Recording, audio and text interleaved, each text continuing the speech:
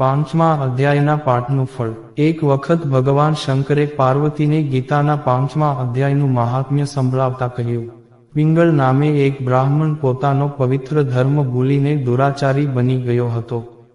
તે હંમેશા નાચગાનમાં ગુલતાન રહેતો હતો। તેને અરણી નામની એક વ્યભિચારીની સ્ત્રીએ ફંદામાં નાખ્યો અને એ અરણીના હાથે જ પિંગળનું મોત થયું। થોડા સમય પછી અરણી તેના દુષ્કર્મોને લીધે મરી ગઈ। પિંગળ નવા અવતારે ગીધ બન્યો અને અરણી નવા અવતારે સુગ્રી બની। એક દિવસ જંગલમાં ઉડતા ગીધે સુગ્રીને જોઈ। તેને જોતાની સાથે જ ગીધને પૂર્વજન્મની કુલટા અરણી યાદ આવી। તેણે ગયા જન્મનું વેર વસૂલ કરવા માટે સુગ્રીને મારી નાખી। ત્યાં કોઈ મનુષ્યની ખોપરી પડી હતી, તેમાં સુગ્રીના હાડકાં પડ્યા। હવે બન્યું એવું કે એકાએક કોઈ પારધી ત્યાં આવ્યો ને તેણે આ ગીધને છરા વડે રહેંસી નાખ્યો।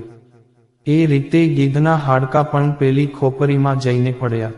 એ ખોપરી ગીતાના પાંચમા અધ્યાયનો પાઠ કરનાર યોગીની હતી। આથી ગીધ સુગ્રીના પાપ નાશ પામ્યા અને તેઓ મનુષ્યવતારે એક જ ઘરમાં કન્યાઓ તરીકે જન્મ્યા। બંને છોકરીઓ મોટી થઈ અને એમને પૂર્વજન્મ યાદ આવ્યો। તેઓ કાશીમાં આવી તે યોગીને શોધ્યા, પછી પ્રણામ કરી પોતાનું વૃત્તાંત કહ્યું। પછી વિનંતી કરતા કહ્યું, હવે અમારી એક ઈચ્છા પૂર્ણ કરો। આપ નિરંતર ગીતાજીના પાંચમા અધ્યાયનો પાઠ કરો છો તો તે પાઠના ફળનું અમને દાન કરો, જેથી અમારો ભવ સુધરી જાય।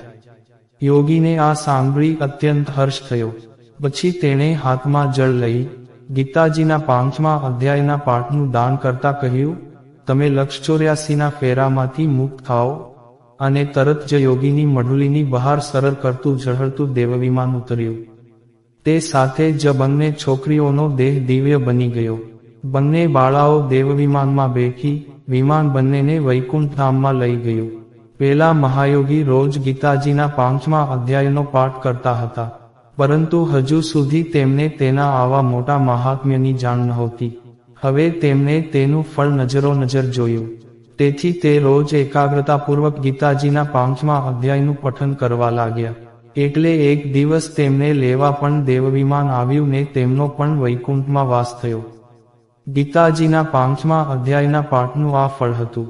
દરરોજ જે ભાવિક ગીતાજીના બધા અધ્યાયોનો પૂર્ણ પાઠ કરે છે તેનું શ્રેય થાય છે તે તો ખરું, પરંતુ આ પાંચમા અધ્યાયનો પાઠ કરવાથી પણ આવું ઉત્તમ ફળ મળે છે।